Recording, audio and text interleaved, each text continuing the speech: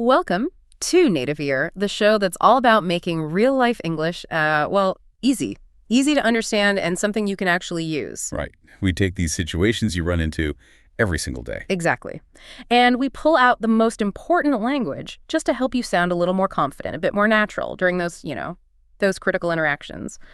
I'm your host, and today we are tackling, I think, one of the most common and definitely one of the fastest interactions in American daily life. Paying for your groceries at the supermarket.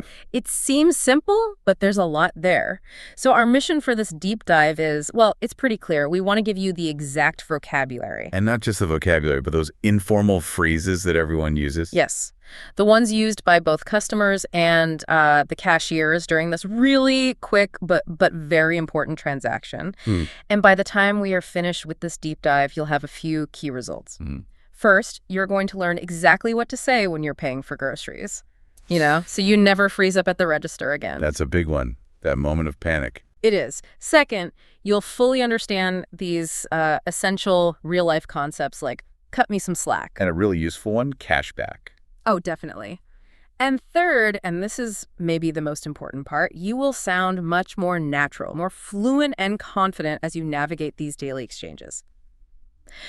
All right, so here is my opening question for you, our listener. Have you ever been, genuinely surprised by a question a cashier asked you? It happened so fast. So fast. Maybe it was a simple rapid-fire question like paper or plastic. Or maybe you were just confused by the difference between, debit or credit. We are going to make sure that kind of misunderstanding never, ever happens again. And before we begin our deep analysis, just a quick reminder to please like, subscribe, and share the Native Ear channel. Yeah, share it with your family and friends so they don't miss out on any of these useful real-life lessons. And joining me today, as always, is our expert English instructor who is going to help us analyze all this language with absolute clarity. Thank you. I'm really excited to get into this one. It's such a specific, practical situation. It really is.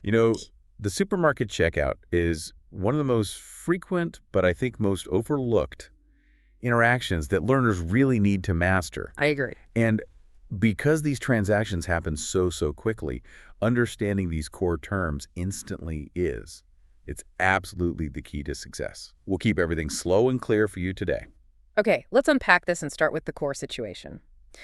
We're going to present a complete real-life English scenario, one we've pulled directly from our source material. Right. And in this one, we have a customer trying to pay for his groceries. But he runs into a few, let's say, minor problems, a few communication and logistical hiccups at the checkout lane. So as we read this dialogue, I want you to listen closely, not just for the words, but for the speed and the tone. Good point. Remember, the goal is to understand how these words are used under a little bit of pressure in a real-life exchange. All right, let's set the scene. The customer approaches the express checkout lane, which, as we'll discuss in a bit, is specifically for customers with very few items. Okay, I'll be the cashier. And I'll be the customer. Excuse me, sir. This is the express checkout lane for people that have 15 items or fewer. It looks like you have more than 15 items there. Oh, come on. I have 16 items. Cut me some slack, will you? Fine. Please place your items on the belt and push your shopping cart through. Do you prefer paper or plastic? Plastic. I also have a couple of coupons. No problem. I'll take those. Sir, these coupons expired yesterday. Darn. Oh, well, I guess it's just not my day. Thanks, anyway. Do you have a club card or will it be cash? Yeah, I got a club card. Here you go. Will this be debit or credit? Debit, please. Also, could I get cash back? $50 would be great. Yeah, sure. Your total is $78.30. Here is your receipt. Have a nice day. So that was a very common interaction. I mean, almost routine, you could say. Totally. But it was absolutely packed with essential language. It really was. The customer had to navigate several small obstacles. Right. He tried to use the wrong lane. He had to deal with invalid discounts, the coupons. And then manage the actual payment. Exactly. We heard specific terms like express checkout lane and club card. But we also heard those more informal conversational phases like cut me some slack. Yes, and that's the hallmark of natural American English. Understanding the full exchange, not just the basic words, that's really the key to fluency. So now that we have the context, let's move directly into a precise analysis of that language. We'll start with the crucial vocabulary terms you need to know. Yeah. Welcome to our language takeaway section. We are going to do a deep dive into the vocabulary. Right, and we're focusing only on how you will actually use these terms when you're paying for your groceries. in any American supermarket. We have 6 extremely important terms here, and we're going to spend a good amount of time on each one. We want to make sure you gain a deep functional understanding. So let's start right where the dialogue began, the checkout lane and the express checkout lane. Okay, so can you start with the simple definition? What is a checkout lane? Absolutely. The checkout lane is simply the place in the store where you, the customer, stand in line to pay. The queue? The queue, the line, the counter area where the transaction happens. It's just where you finalize your shopping experience. Now, the dialogue immediately introduced a distinction, the express checkout lane. Right, the express part. The word express is used because it means speed or quickness. So this specific lane is reserved only for customers who have, well, very few items. In our scenario, it was 15 items or fewer. Exactly. And the whole point is to make sure that that line moves exceptionally fast. And this is where the rules come in, right? The cashier in our dialogue immediately stopped the customer because he broke the rule. He had 16 items, just one more than the limit. Why is this rule so strict in American supermarkets? Well, the strictness is all about efficiency. The store wants to keep things flowing and manage customer expectations. That makes sense. If everyone with a full cart of groceries used the express lane, it would. Yeah. It would just defeat the entire purpose of having a fast lane. The sign above these lanes is usually very clear, 15 items or fewer. It's like a public contract. I see. So you need to understand 2 key usages here. First, how the cashier uses it. Sir, you need to use a regular checkout lane. Okay. And second, how you, the customer, might use it. Excuse me, is this the express lane? So good tip is, if you're new to English, always count your items before you get in that express lane. Definitely. If you have 16 items, like our customer, you're generally expected to move to a different line. It's a common point of, minor conflict, as we heard. It is. Which brings us to our next term. Right. Moving on, the cashier told the customer to please place your items on the belt. The belt. This term is crucial because, well, it has a dual meaning. That is exactly right. Most people, when they hear the word belt, they think of the strip of material you wear around your waist, to hold up your pants. That's the common meaning. That is the common meaning. But in a supermarket context, the belt is the moving table. The conveyor. The conveyor system, that's right. It's what you, the customer, place your groceries on. It's usually a black or gray rubber material. And this mechanism automatically moves your items toward the cashier. So they can easily pull them through the scanner. Exactly. The key thing to remember here, I think, are the action verbs that go with it. The cashier will almost always use one of 2 simple commands. Place your items on the belt, or maybe go ahead and load the belt. And your job is to respond instantly by putting your things on that moving table. If you hesitate, the cashier might say something polite like, whenever you're ready, just set your groceries on the belt. Right. Recognizing that instruction immediately is a great sign of practical fluency. It really is. Okay, next. The customer complicated things a little by mentioning his coupons. Coupons. This is an extremely important concept in American shopping culture. It is.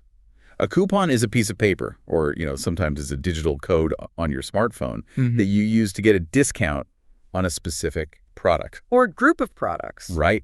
We see coupons for all sorts of things. A coupon might say something like, save 50 cents on this box of cereal. Or get 10% off all vegetables, things like that. Exactly. And the proper procedure is that the customer gives their coupons to the cashier before the final payment. That's key. Before you pay. Right. The cashier will then scan the coupons or maybe manually type in the code, and that reduces the customer's total cost. So if you have coupons, you have to make that clear. You do. You can say exactly what our customer in the dialogue said. Yeah. I also have a couple of coupons. It's a very simple, natural way to bring them into the transaction. And speaking of coupons, the dialogue showed us our next key vocabulary term, expired. The cashier said, "Sir, these coupons expired yesterday." Let's dedicate a few minutes to really understanding to expire. Absolutely. To expire just means that the time limit for something has passed. It's older than the date when you can use it, so it's no longer valid. It's no longer valid. The time limit is officially over. This is a really crucial concept because it applies across, 3 major areas in daily life? At least 3, yeah. Let's look at those applications closely using simple language. Okay, what's the first one? First, there's the financial use. We often talk about credit and debit cards expiring, for example. I'm sorry, sir, this credit card expired 5 years ago. You can't use it anymore. The card is too old, and the bank won't accept it. You need a new one. You have to get a new, valid card. Okay, what's the second area? The second is food safety. This is probably the most common use of the word. Mm-hmm. Food items. Yeah. Milk, meat, vegetables. Mm-hmm. They all have an expiration date. Mm. When that date passes, we say the food has expired. For instance, don't drink that. The milk has expired. Exactly. It's no longer safe to consume. And the third one. The third is the validity of documents or offers, just like our coupons. Mm-hmm. A driver's license, a library card, or a coupon, they all have a period when they are valid. And when that period ends. They expire. A good example is, my driver's license expires in a month, so I have to get it renewed. In our dialogue, the coupons were too old. They were no longer valid. They had expired. And so the customer lost his chance to save money. That's right. The conversation then moved on to loyalty. The cashier asked, "Do you have a club card or will it be cash?" What exactly is this club card? A club card, and you might also hear it called a loyalty card or a shopper's card, is a special plastic card, or sometimes a digital app membership that's provided by some supermarkets. So it's like a membership. It is. It's essentially a way for the store to track its best customers and reward them for shopping there. Okay, so what's the immediate benefit for me, the customer? The immediate benefit is that it gives you access to specific deals or promotions that are only available to members of that club. I see. Often the prices you see listed in the store are the club price, which is lower than the price for someone who isn't a member. So you scan the card before you pay? Right. You usually scan this card, or maybe input a phone number that's connected to your membership, and you do it before you pay. The store system automatically applies any discounts you're eligible for. So it often makes your whole shopping trip cheaper. It can, yes. Yeah. And it's used specifically for grocery shopping at that particular store chain. It's so common that the cashier often asks it as part of a quick choice, right? Like club card or cash, debit or credit. Exactly. So you need to be ready with a quick answer like, yes, I have my club card right here, or just cash. And finally, the customer asked for a highly convenient service, cash back. He said, also, could I get cash back? $50 would be great. Cash back. This is a great phrase for practical, real-life convenience. It is. Cashback is a financial service offered at the point of sale, but usually only when you use a debit card. Okay, so what does it mean? It means you charge more money to your debit card than the total cost of your groceries. And then the cashier gives you the difference back in physical cash. Okay, let's spend some time on this because it's so unique and useful. We need a really clear scenario. All right. So imagine your groceries cost exactly $20. But you need cash for something small later, maybe a parking meter or a coffee. Okay. So you tell the cashier, I'd like cash back, please. $50. Right. Instead of charging only $20 to your card, the cashier will prompt you and charge a total of $70 to your card. And then... The cashier opens the register and simply hands you $50 back in physical cash. And just like that, the total transaction is done in one step. You paid for your food and you received $50 in cash. Exactly. The practical application here is, well, it's very significant. It's an incredibly convenient way to get cash without needing to find an ATM. An automated teller machine. Right, which might charge you an extra fee for using it. Especially if you only need a small amount of money in an emergency or just for convenience. It saves you time, and very often it saves you money on fees. You complete 2 essential transactions, paying for food and withdrawing cash, all in one spot, right at the checkout. That is the definition and the practical use of cashback. So those 6 terms, checkout lane, belt, coupons, expired, club card, and cashback, they are the absolute core vocabulary for any supermarket transaction. We've broken them down completely. Now, let's move to the specific informal phrases that will dramatically increase your fluency. You know, make you sound like a native speaker. Welcome to our Fluency Builder section. We are now moving from mastering single words to deeply understanding and applying full, informal, everyday phrases. Right. And these phrases are what truly separate a fluent speaker from someone who's just learned from a textbook. Absolutely. The first and most interesting phrase we heard came from the customer. It was when he was caught trying to use the express lane with too many items. Yes. He challenged the cashier by saying, cut me some slack, will you? To cut someone some slack. Okay. This is such an interesting and very informal phrase. Its use is extremely common in daily conversation. So what does it mean exactly? It means relax the rules a little bit. Don't be so hard on me. Don't be so strict. It's a very direct way of asking for leniency or forgiveness or maybe just a small exception to a rule. The key to using this phrase is really understanding the right context. Mm-hmm. You use it when someone is either criticizing you for a small error or when you're asking for a minor privilege that, well, technically breaks a rule. Exactly like our customer asking to be allowed into the express lane with 16 items instead of 15. Precisely. Let's look at a few common real-life scenarios. I think this will really help cement this phrase in your memory. We can look at professional life, personal life. Okay. Example 1. When you're late for something, a meeting or a class, you know you made a mistake, but it was a small one. Right. You might say, I apologize for being late. Traffic was terrible, and I'm only 5 minutes behind schedule. Cut me some slack, please. So the speaker is asking the other person to just ignore the small mistake because the cause was outside their control. Exactly. Okay, what about another example? How about when you're feeling overwhelmed or stressed? If you have a huge workload and you need a small extension on a deadline, Mm-hmm. you can use this phrase to appeal to someone's empathy. Something like, I know the report is due today, but I had 2 major crises this morning. I'm so tired. Cut me some slack. I'll send you the report first thing tomorrow morning. I see. And you can use it for other people too, right? Yes, that's example 3. Advocating for another person. This shows great social awareness. If your friend made a mistake, you can tell a third person. Emily had a really bad week. Her car broke down and she missed a job interview. I think you should cut her some slack about that minor error she made. So you're asking someone else to be less strict with another person. You are. That is extremely useful, and understanding the tone is vital here. It's slightly informal, conversational. You'd never use it in a highly formal setting. Definitely not. And here's a little nugget of knowledge that helps you remember the meaning. I remember reading that this phrase actually has an informal origin from mountain climbing. Yes, that's right. And it's a wonderful memory aid. Isn't it? In mountain climbing, slack means loose rope. So when a climber asks for slack, they are literally asking the person holding their safety rope to give them a little more freedom. A little leniency. A little leniency by loosening the tension on the rope. So asking the cashier to cut me some slack is like saying, give me a little more freedom, give me some leniency, don't hold the rules so tightly. That story makes the meaning very memorable. Okay, moving on to a phrase you are guaranteed to hear every single time you pay for groceries, and often very quickly. Paper or plastic? Paper or plastic, yes. Yeah. This is the standard common question every single grocery store cashier in America will ask you. It's a quick question. So quick. And it just refers to the type of bag you prefer for carrying your groceries home. And why do they ask this?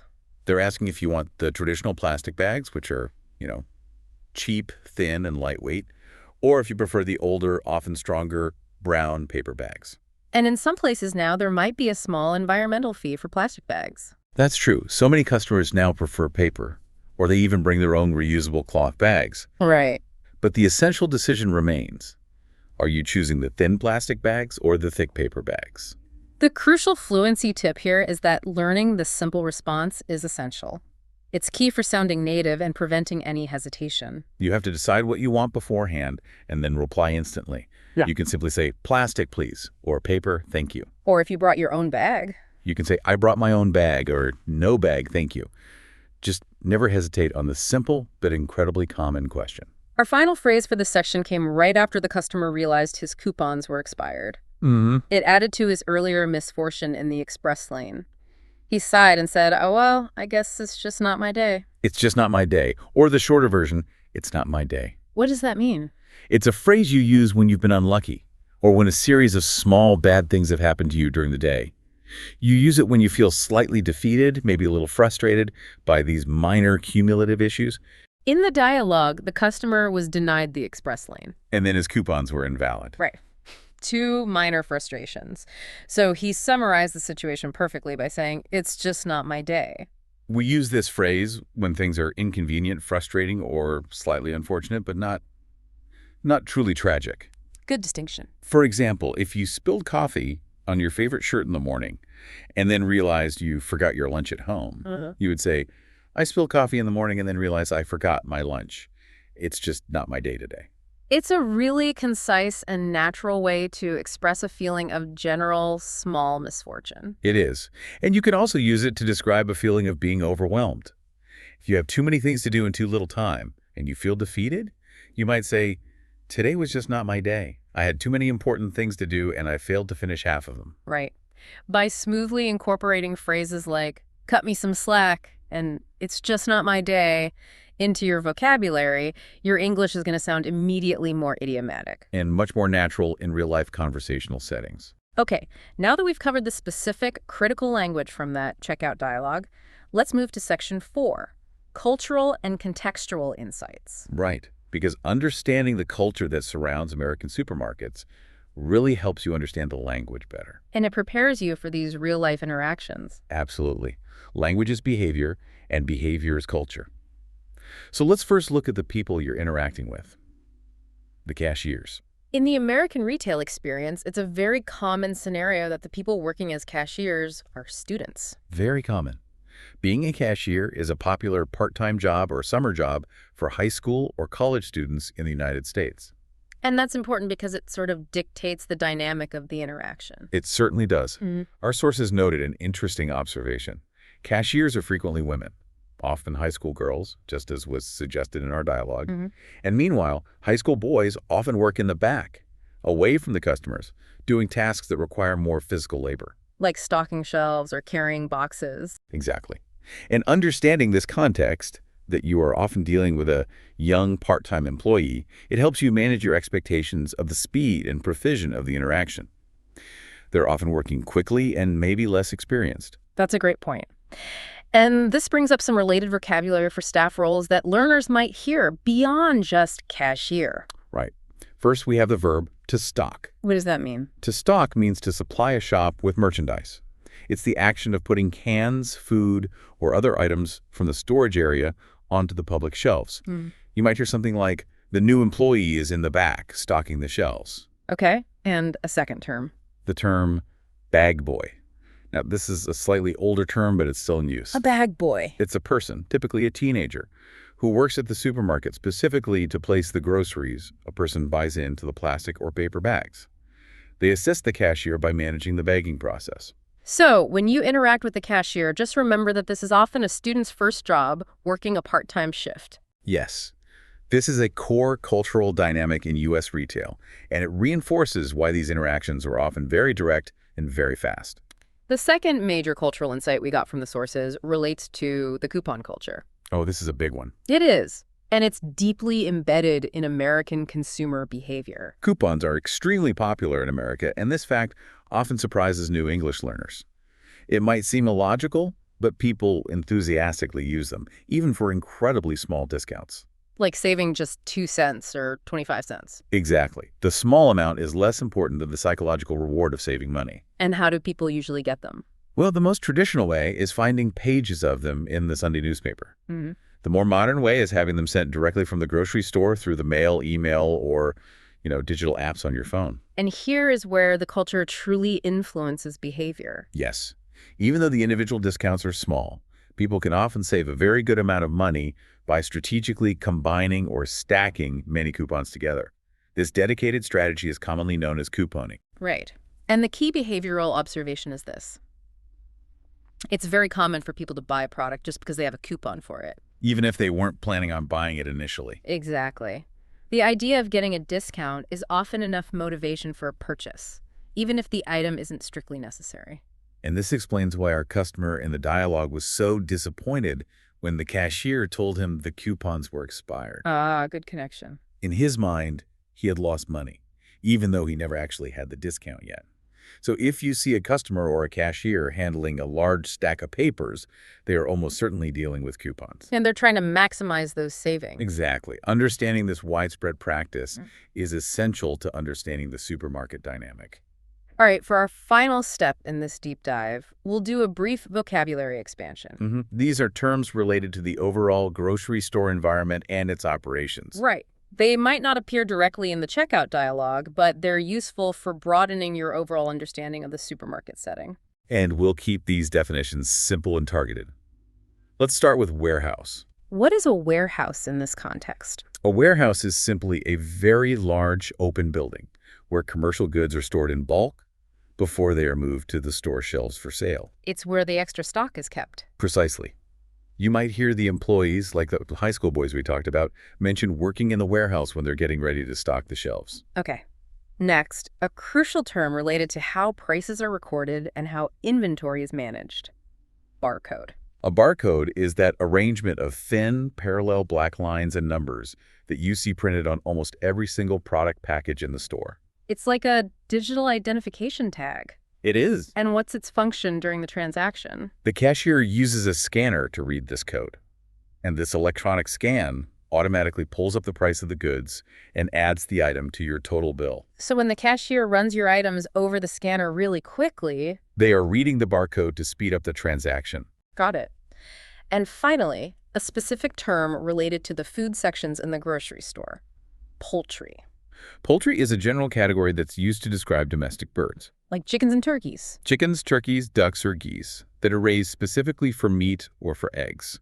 It's a common label you will see in the meat section. So if I'm looking for chicken breasts or ground turkey... You are looking for poultry. Knowing this general category helps you easily navigate the different areas of the supermarket, distinguishing it from other meats like beef or pork. This completes our thorough deep dive into the essential language and cultural context of the grocery store checkout. So what does this all mean for you? Well, you now have a complete toolkit. You have the necessary core vocabulary like club card, cashback, and express checkout lane, and you have the fluency phrases. Like cut me some slack and it's just not my day. To handle any real-life supermarket transaction with absolute confidence. And remember, the fundamental goal of Native Year is to help you use this English immediately. Apply it naturally. Apply it naturally in your daily life and overcome any hesitation. We broke down the dialogue slowly and provided clear definitions and simple, extensive examples to ensure deep understanding. And long-term retention. Exactly. All right, here is a final thought for you to carry into your next shopping experience. We spent a lot of time talking about the express lane rule. And the customer who asked the cashier to cut him some slack. Right, and that little moment of minor rule breaking is actually a fascinating cultural observation. It is. So next time you are in a supermarket, observe what's happening around you. Specifically, watch the express lane. Pay attention to how many items other people have. Are they strictly following the rule of 15 items or fewer? Or are they, pushing the limit and hoping the cashier will ignore the small infraction? Pay close attention to the real-life English around you. Listen for that rapid-fire question, paper or plastic, and practice your response internally. Applying what you learned today is the fastest, most effective way to truly achieve fluency and confidence. We hope this deep dive has been immensely helpful in preparing you for this essential daily interaction. Thank you for joining us for this essential lesson on Native Year. Continue your learning journey, and we will see you on the next deep dive.